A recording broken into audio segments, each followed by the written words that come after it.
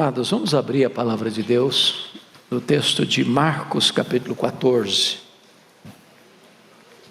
Marcos, capítulo 14.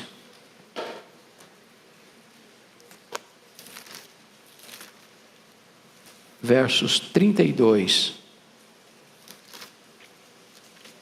a 42.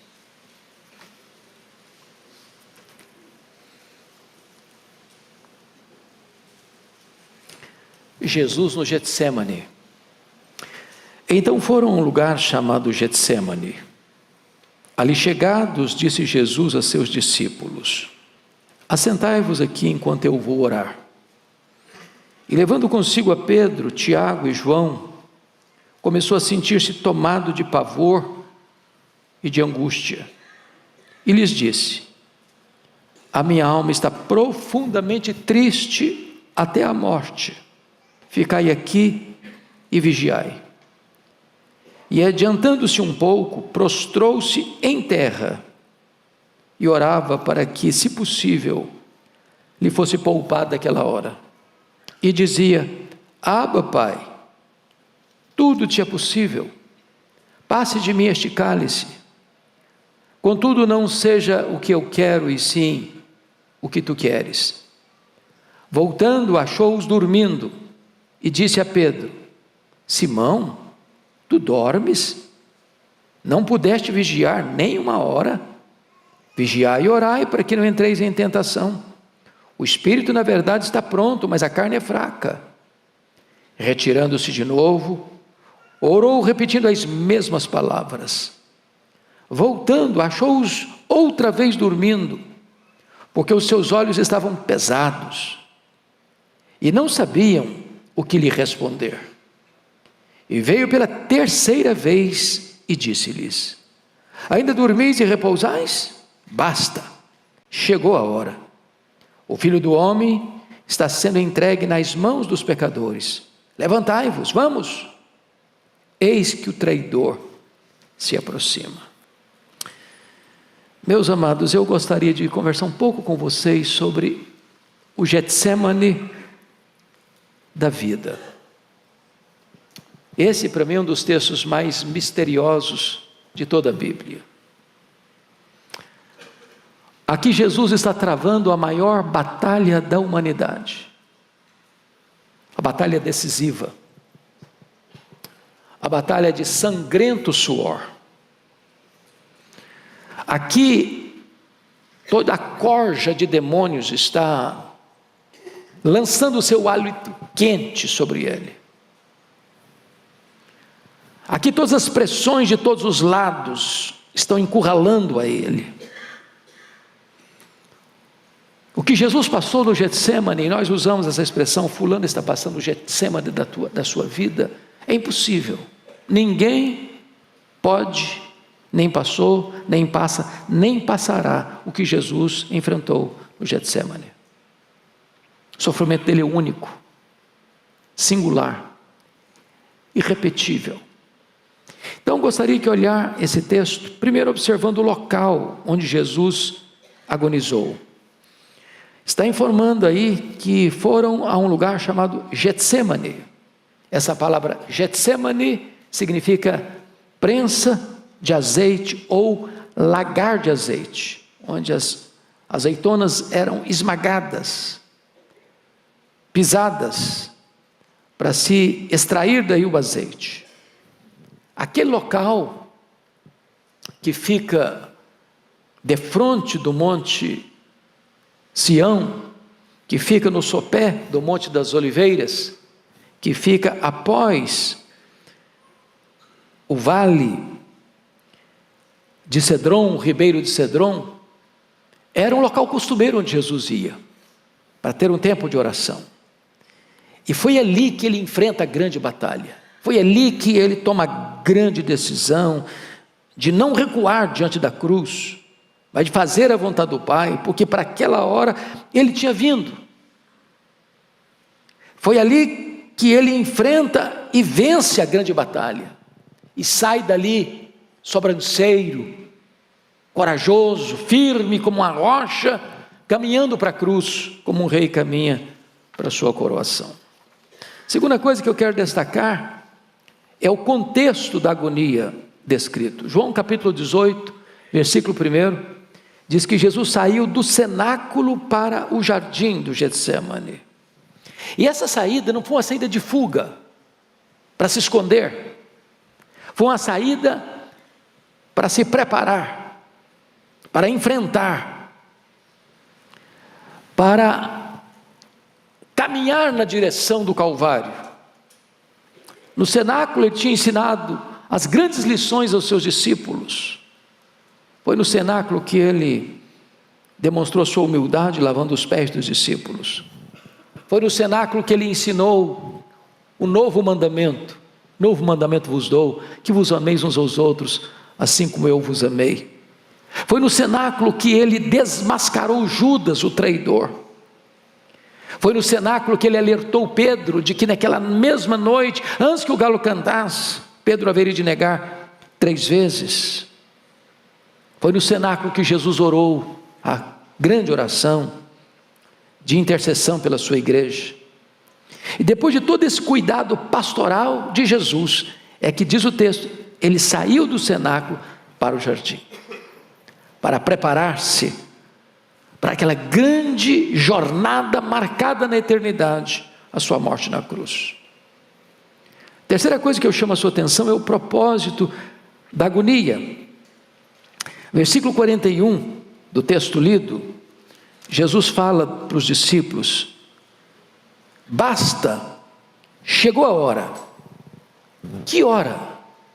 O que ele está falando? Esta hora era a hora decisiva no calendário da vida de Jesus. Para essa hora ele veio, a hora da sua entrega, a hora em que ele seria entregue nas mãos dos pecadores, a hora em que ele seria condenado pelos homens, a hora em que todas as forças da terra, sejam os judeus, sejam os gentios, seja no campo político, seja no campo religioso, seja até domesticamente, todos se uniriam para condená-lo. Porém, a sua morte não seria um fracasso, não seria um acidente, seria uma agenda estabelecida pelo próprio Pai, antes mesmo que o mundo fosse criado. Para essa hora ele veio, e essa hora havia chegado. Então, eu quero destacar aqui 4 lições sobre o Getsemane da vida. Em primeiro lugar, é o Getsemane da tristeza, de uma tristeza assoladora. Veja comigo os versos 33 e 34. Você pode ler comigo, por gentileza, esses 2 versos? E levando consigo a Pedro, Tiago e João, começou a sentir-se tomado de pavor e de angústia. E lhes disse: a minha alma está profundamente triste até a morte. Fiquai aqui e vigiai comigo. Você e eu temos tristezas na vida. A nossa vida é carimbada por tristezas. Nenhum de nós está imune a esse sentimento. Mas nenhum de nós pode suportar ou enfrentar a tristeza que Jesus enfrentou. Do que ele está falando? A ponto do texto nos informar que ele foi tomado de um pavor, de uma angústia, de uma tristeza avassaladora, a ponto de ele, sendo filho de Deus, pedir aos seus discípulos solidariedade. Ficai comigo, vigiai. Do que ele está falando? E eu quero destacar aqui 2 coisas. Primeiro, no que não consistia essa tristeza. Porque às vezes as pessoas olham esse cenário de um ponto de vista puramente humano. Jesus está triste porque ele está sabendo que ele vai ser preso, ele está sabendo que os discípulos vão abandoná-lo, ele está sabendo que Judas vai traí-lo, ele está sabendo que Pedro vai negá-lo, ele está sabendo que uma horda está conspirando contra ele para prendê-lo. Ele está sabendo que o Sinédrio vai se reunir para condená-lo. Ele está sabendo que vai ser cuspido, que vai ser esbordoado. Ele está sabendo que vai ser levado às barras do tribunal do pretório romano, e que o governador, por consciência fraca, por conveniência política, vai condená-lo. Ele está sabendo que suportará os apupos e vaias de uma multidão ensandecida. Ele está sabendo que vai ser pregado publicamente numa cruz. Tudo isso ele sabia. Mas essa não era a essência da tristeza dele. Ele não está triste porque sabe que Judas vai traí-lo, que Pedro vai negá-lo, porque o Sinédrio vai condená-lo, que o governador Pilatos vai sentenciá-lo à morte, que os soldados vão escarnecer dele e feri-lo gravemente. Ele não está triste porque sabe que vai para a cruz. Então, a pergunta é: no que consiste essa tristeza? Essa tristeza, irmãos, é única dele e só dele. Por mais profunda que seja a tristeza que você e eu viemos a enfrentar, jamais enfrentaremos esse tipo de tristeza. É que Jesus sabe que naquele momento Ele vai tomar sobre si a culpa do nosso pecado. Aquele cálice que provocava horror em Jesus, pânico à sua alma, angústia de morte e tristeza profunda, era a ira de Deus que devia cair sobre a sua cabeça, a minha cabeça. Aquele cálice que gera tanta angústia e tristeza, era a convicção de que ele, sendo o amado do Pai, seria abandonado pelo Pai. Sendo santo, santo, santo, seria feito pecado por nós. Sendo bendito eternamente, seria feito maldição por nós. Que sendo o coração e a essência do amor do Pai, o Pai haveria de moê-lo naquela cruz. É o horror do pecado. Que a sua alma santa e pura haveria de se fazer pecado. A maldição nossa estaria sobre ele, que agradou ao Pai moê-lo naquela cruz. Nós jamais poderemos valorizar a nossa redenção se nós não tivermos compreensão do que Jesus suportou ali no Getsemane por você e por mim. Mas em segundo lugar, eu quero destacar uma segunda lição. O Getsemane da vida é o Getsemane da solidão perturbadora. Veja comigo o verso 35, por gentileza. E adiantando-se um pouco, prostrou-se em terra e orava para que, se possível, lhe fosse poupada aquela hora. Verso 39, retirando-se de novo, orou repetindo as mesmas palavras. É curioso que Jesus disse muitas coisas para as multidões. Quando ele desmascarou o traidor, ele só falou para 12, para os seus discípulos. Quando ele abriu o coração para dizer que a sua alma estava profundamente triste e angustiada até a morte, ele só contou isso para 3, Pedro, Tiago e João. Mas quando ele suou sangue, na mais titânica batalha da humanidade, ele estava absolutamente sozinho. Talvez há pequenos paralelos na nossa vida. As multidões nos acompanham, nos escutam, veem as nossas façanhas. Uns poucos, talvez, escutam de nós as coisas mais íntimas. Talvez os mais próximos conseguem acompanhar as horas de profunda tristeza. Mas aquela luta, talvez mais difícil, é você e Deus. E só você e Deus. É claro que essa solidão aqui também é única. Porque nas horas mais difíceis da vida, Deus está com você. Mas a solidão de Jesus implica no fato de que o próprio Pai, que era a maior alegria, o maior prazer, o maior contentamento, e ele o maior contentamento do Pai, saberia naquele momento que o Pai lançaria sobre ele as nossas iniquidades. O próprio Pai o desampararia. Porque Deus precisou punir no seu Filho o meu, o seu, o nosso pecado. Que Deus fuzilou o seu próprio Filho com a espada da lei, para que a justiça fosse cumprida e você e eu pudéssemos ser perdoados. O Getsemane da solidão. Mas há um terceiro aspecto nesse texto, que é o Getsemane da tristeza, da solidão, e terceiro, o Getsemane da oração. Veja comigo de novo os versos 35 e 39, porque Jesus, no verso 32, disse para os discípulos, os 8 discípulos: assentai-vos aqui, verso 32, assentai-vos aqui enquanto eu vou orar. Eu vou orar. Depois Jesus leva consigo Pedro, Tiago e João, e abre o coração para eles, e disse no verso 34, ficai aqui e vigiai. Agora não é só ficar sentado não, fique sentado aqui e vigiai, e vigiai. E vigiar implica orar. Mas ele sozinho,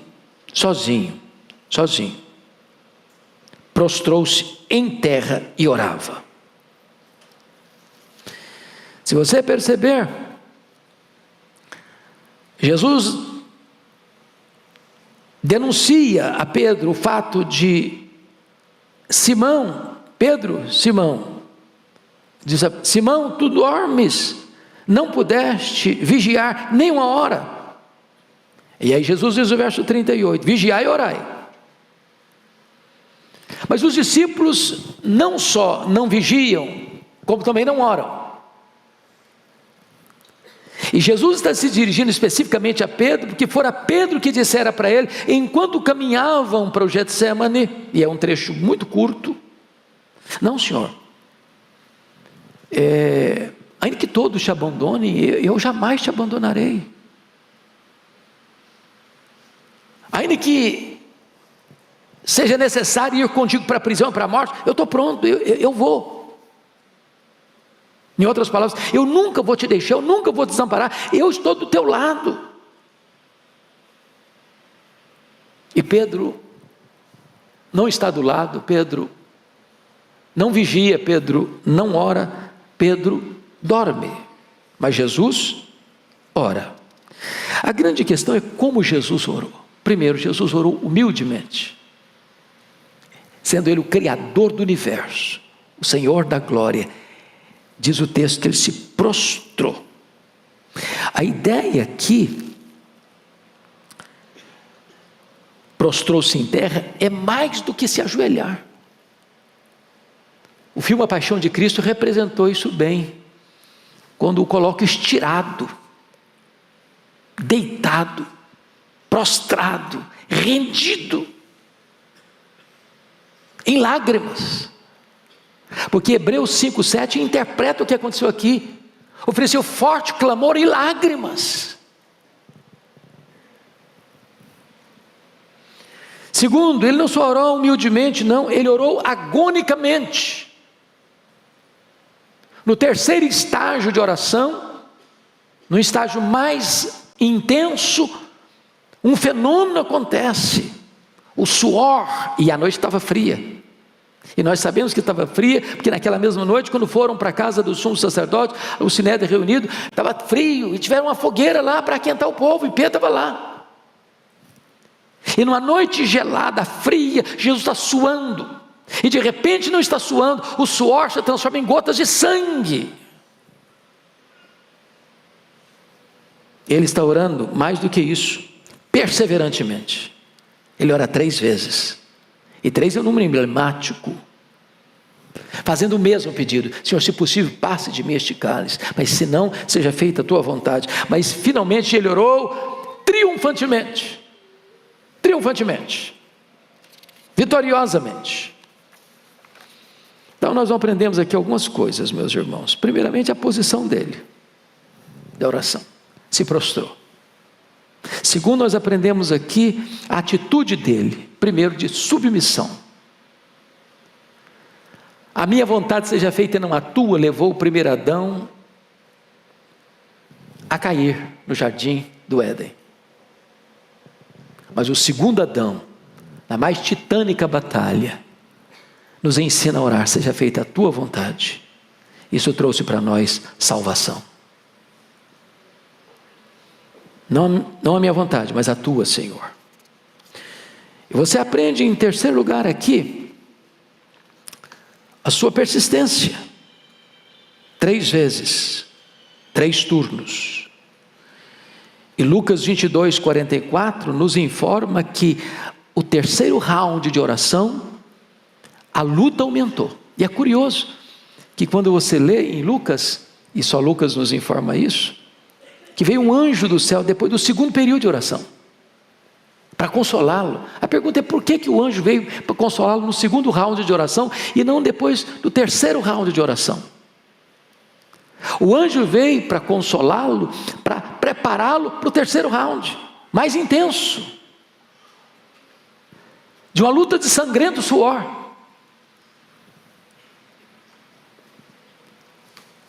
Mas ele orou com agonia, e preste atenção nisso. A agonia de Jesus não foi para fugir da cruz, não foi para fugir da vontade do Pai, mas foi para fazer a vontade do Pai. Para isso ele veio. Ao longo do seu ministério, ele disse isso. O Getsêmani não o pegou de surpresa. O ocorrido aqui não é um acidente, é uma agenda. E o que é maravilhoso, meus irmãos, é que nessa situação, ele demonstra no versículo 14, no capítulo 14, verso 36, uma intimidade com o Pai.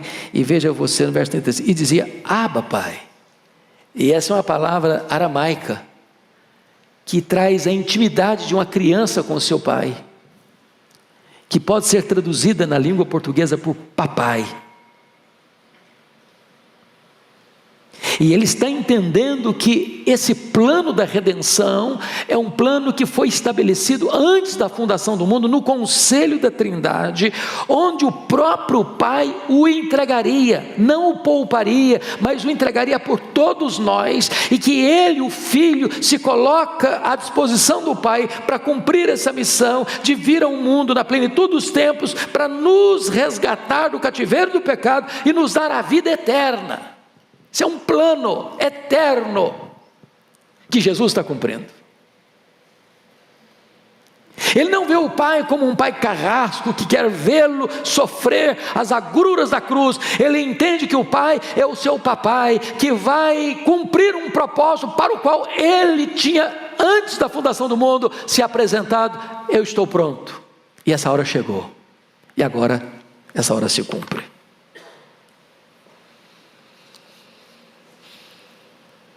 É curioso que o texto diz que Jesus entra no Getsêmani com o propósito de orar, disse para os 8 discípulos que Judas não está mais entre eles, vocês fiquem aqui, eu vou orar. Depois ele disse para os 3 que acompanham, Pedro, Tiago e João, vocês fiquem aqui e vigiem. E depois Jesus corrigiu Pedro, você nem vigiou e nem orou. E no terceiro round da luta, depois do consolo do anjo, no final do segundo round de oração, diz a Bíblia que a luta foi maior, com choro, com lágrima e com sangue. Mas quando Jesus levanta a oração, não tem mais angústia. Não tem mais angústia. A angústia acabou. A vitória foi conquistada. Quando ele se levanta, e é João que apresenta esse quadro, a turba está vindo. Quando você olha a quantidade de gente pela a linguagem bíblica, tinha ali em torno de 1000 pessoas para prendê-lo. A guarda do Sinédrio, tinha a guarda romana. Vocês sabem que na época da Páscoa, a população de Jerusalém quintuplicava, todo o aparato militar do governador Pôncio Pilatos, que ficava como sede em Cesareia Marítima, vinha para Jerusalém, e essa prisão está sendo costurada nos bastidores. 2 dias antes da Páscoa, está tudo definido, tudo decidido nos bastidores. E então toda a cidade sabia que Jesus era um mestre, que Jesus era admirado pelo povo. Eles tinham medo de uma rebelião, de uma convulsão social, e então todo esse aparato vai para prender Jesus, e Judas, que conhecia os detalhes do local, era de noite, vai capitaneando toda essa gente, e Jesus não se esconde, Jesus não foge. Diz a Bíblia que é Jesus quem se apresenta e pergunta: quem buscais? É Jesus. Pois sou eu. E caíram por terra.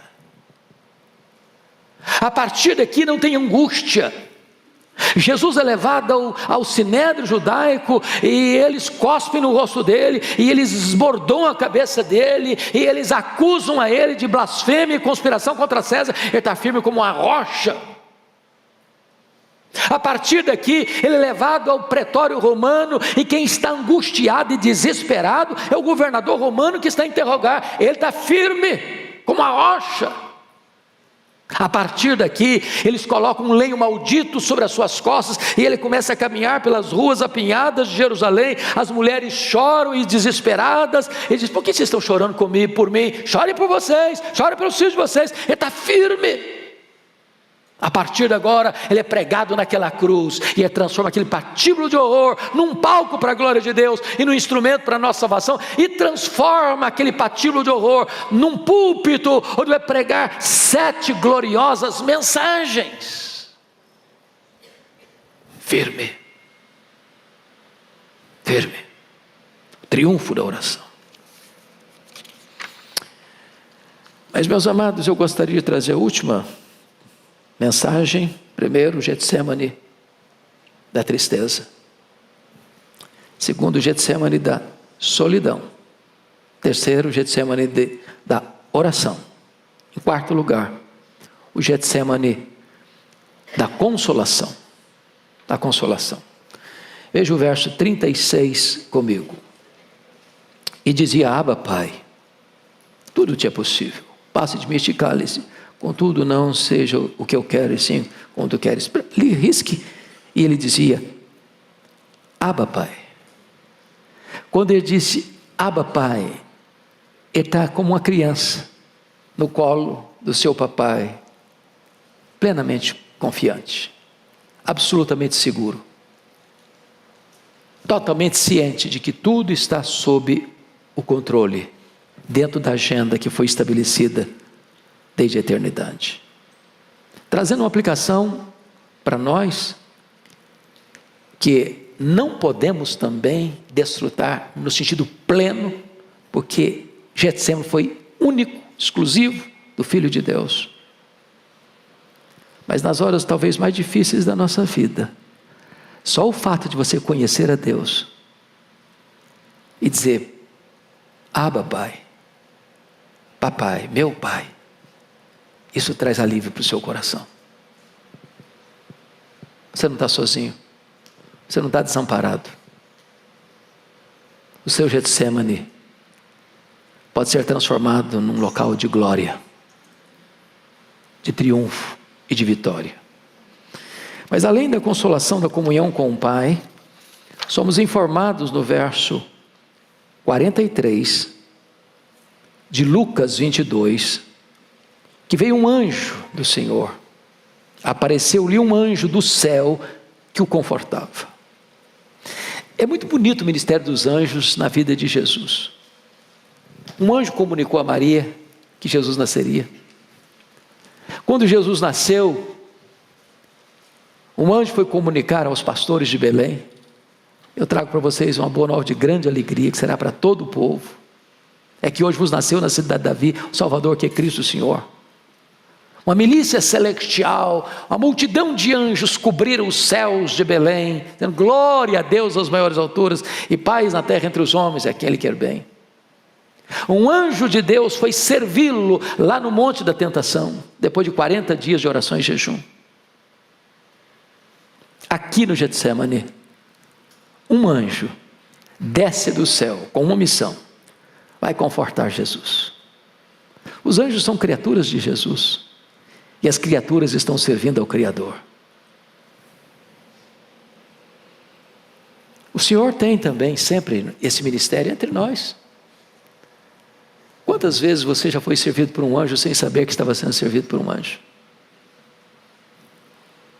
Quantas vezes Deus já te deu o livramento que você nem imaginava que era a providência de Deus? Eles são ministros de Deus, que trabalham em favor da igreja. Eles estão aí, cuidando, velando, protegendo, consolando.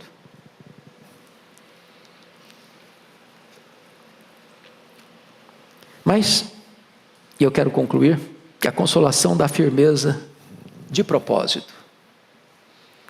Quando Jesus sai do Getsemane, ele sai firme, sobranceiro, vitorioso. Quem está no controle da situação é Ele. É Ele.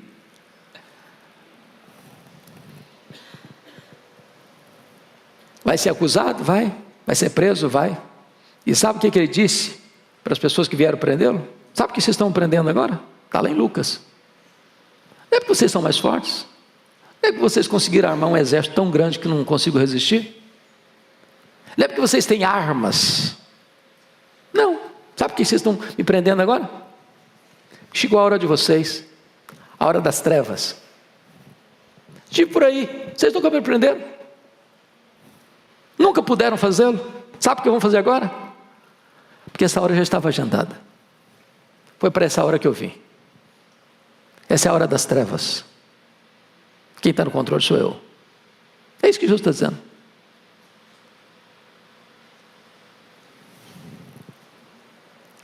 Pilatos estava em apuros. Em apuros. É Jesus quem está no controle. A sua morte não foi um acidente, a sua ressurreição não foi uma surpresa. E ele concluiu a sua obra. E ele voltou para o céu. E ele está sentado à direita de Deus Pai. Ele tem as rédeas da história em suas mãos. Hoje nós vivemos um dia emblemático no Brasil, onde uma grande concentração é convocada para a cidade de São Paulo. Como o pastor Ival disse, às vezes a gente olha o cenário, fica meio confuso, meio angustiado, mas sabe quem está no controle do Brasil? É aquele que está sentado no trono, o Rei dos Reis e o Senhor dos Senhores. Ele quem põe reis, ele quem tira reis, é quem levanta reinos, é quem abate reinos. É aquele que dá vida, é aquele que tira a vida. É aquele que exalta, é aquele que abaixa. É aquele que vitoriosamente vai voltar. E vai colocar todos os seus inimigos debaixo dos seus pés. E entregar o reino ao Deus e Pai. Para que Ele seja tudo em todos. Que esse Senhor bendito e maravilhoso, que nos amou e a si mesmo se entregou por nós, seja crido, amado e servido por cada um de nós. Amém.